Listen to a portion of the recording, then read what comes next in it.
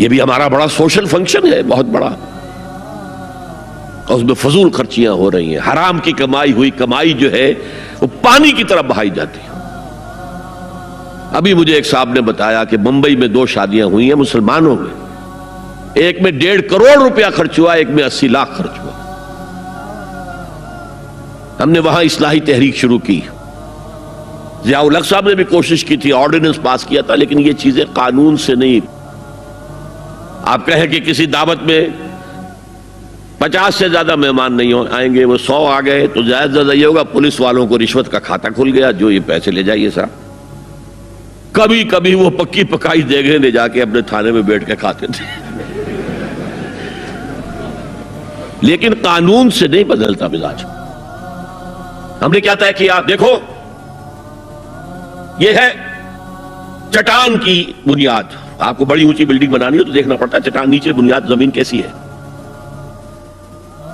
تو بنیاد کیا ہے؟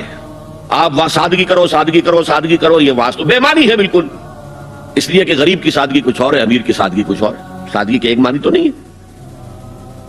لہذا کوئی جو ہے راک فاؤنڈیشن وہ تلاش کی جائے، وہ ہم نے کی تلاش۔ جو تقریب حضور سے صحابہ سے ثابت ہے ضرور کرو ضرور کرو ضرور کرو، عضوا علیہا بالنواجذ، اپنے دانتوں سے پکڑ لو اس کو۔ اور جو تقریب ثابت نہیں حضور سے اور صحابہ سے، یقیناً یہ کہیں باہر سے آئی ہے۔ یا تو ہمارا خاندانی پس منظر جو ہے اکثر تو ہندوؤں سے مسلمان ہوئے، وہ سادات ہوں، صدیقی ہوں، فاروقی ہوں، عثمانی ہوں، وہی ہے نا جو باہر سے آئے تھے، باقی تو اکثریت یہیں سے، وہ اپنا ہندوانہ پس منظر لے کر آئے۔ تو جس کا ثبوت صحابہ کے دور میں نہیں، وہ یقیناً باہر سے آئی ہوئی چیز ہے، اس میں پھر سادگی نہیں، اس میں کمی نہیں، جڑ سے کاٹو۔ اس بنیاد پر ہم نے 5 فیصلے کیے، ذرا سن لیجئے آپ بھی، اگر آپ کوئی سوشل ورک کرنا چاہیں اس کو عام کریں۔ نمبر 1، نکاح مسجد میں۔ حدیث موجود ہے، ترمذی شریف کی روایت، اعلنوا ھذا النکاح واجعلوہ فی المساجد، نکاح کا اعلان عام کیا کرو، مسجدوں میں منعقد کیا کرو۔ میں حیران ہوتا ہوں کیوں نہیں علماء کرام نے اس کی طرف توجہ دلائی۔ حدیث ہے، ہاں میں مانتا ہوں ان کا کہنا یہ ہے کہ یہ یہاں جو امر ہے کہ مسجد میں منعقد کرو، یہ امر وجوب کے لیے نہیں ہے، استحباب کے لیے، مستحب ہے یہ کہ مسجد میں۔ تو بھائی مستحب کیوں چھوڑ رہے ہو تم؟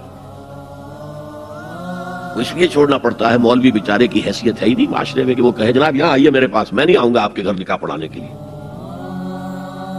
وہ اپنا رجسٹر بغل میں دبائے بیٹھا سوکھتا رہتا ہے۔ وہ تو آنی تھی بارات عصر کے وقت، مغرب بھی جا رہی، آئی نہیں، وہ بیٹھا غریب۔ پہلے 20-30 روپے ملتے تھے، اب 200 300 400 ملتے ہیں، اور کیا ہے۔ میں نے انہیں یاد دلایا، دیکھو شرم کرو، عیسائیوں نے آج تک اپنے چرچ کی اور اپنے پادری کی عزت یہ رکھی ہے کہ شہزادے اور شہزادی کی شادی ہوگی وہ بھی پادری چرچ میں آئیں گے۔ شہزادے کی شادی ہو رہی ہے تو جو ان کی پارلیمنٹ کے ساتھ ہے چرچ، وہاں شادی ہوگی، وہاں پردہ نہیں ہے، لڑکا لڑکی دونوں آمنے سامنے کھڑے ہو کر قول و قرار کریں گے۔ ہمارے ہاں پردہ ہے تو اس لیے لڑکی کے گھر بھی جائیں گے تو لڑکی تو محفل میں نہیں آئے گی، لڑکی کا ایک وکیل ہوگا، وہ وکیل اجازت لے کر آئے گا، 2 اس کے گواہ ہوں گے، اس کے سامنے اجازت لی گئی، پھر وہ نکاح خواہ کو اجازت دیں گے، وہ نکاح پڑھا دیں گے۔ پہلی بات یہ ہو گئی کہ نکاح مسجد میں۔ نمبر 2، نکاح کے موقع پر کوئی دعوت کام نہیں، کوئی ثابت نہیں، دعوت طعام صرف ایک ہے، وہ ولیمہ ہے۔ اور اس قدر معقول بات ہے، سب باپ اپنے سینوں پر ہاتھ رکھ کر سوچیں اور میری بات سنیں، کیا بیٹی کو گھر سے رخصت کرنے کا وقت جو ہے وہ خوشی کا وقت ہوتا ہے؟ جب بیٹی گھر سے جا رہی ہو، کوئی جانور بھی آپ قربانی کے لیے، کوئی مینڈھا کو بکرا لے آئیں 8-10 دن پہلے اور بچے مانوس ہو جائیں تو وہ جب آپ ذبح کرتے تو پچھاڑے کھاتے ہیں کہ نہیں بچے؟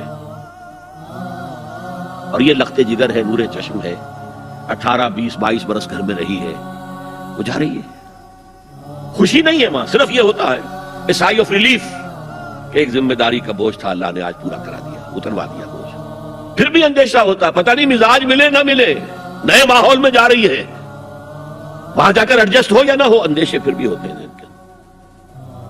تو ان سے مرغ پلاؤ کھانا اور متنجن کھانا کوئی معقول بات نہیں ہے۔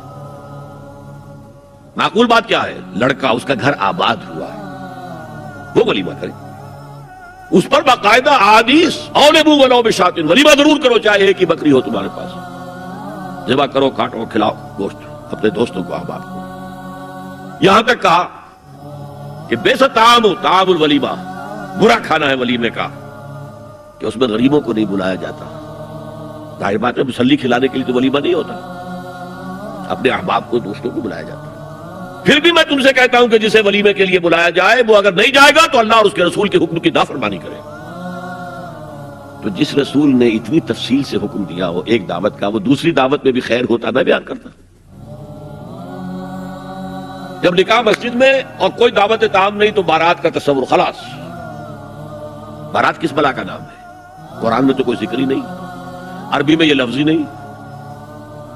اجتماعی طرفین مسجد میں ہوا، نکاح ہوا، لڑکی کو، حضرت فاطمہ کو رضی اللہ تعالی عنہا، کچھ خواتین جا کر چھوڑ آئی تھی اس حجرے میں جو ایک انصاری صحابی نے حضرت علی کو دیا تھا۔ ان کا تو کوئی گھر بھی نہیں تھا، کوئی حضرت علی آئے ہوں اور آ کر وداع کرا کے لے کے گئے ہوں۔ چوتھی چیز، جہیز کا کوئی تصور اسلام میں نہیں، خالص ہندوانہ رسم، خالص ہندوانہ رسم، خالص ہندوانہ رسم۔ ہندوؤں میں کیوں ہے؟ وہ اس لیے ہے، معقول بات ہے کہ لڑکی کا وراثت میں کوئی حصہ ہی نہیں، وہ تو جب گھر سے نکل رہی ہے وہ دے دلا کے رخصت کر دو، دان دہیج، یہ خیرات ہے، لڑکی کا حق کوئی نہیں ہے گھر پر۔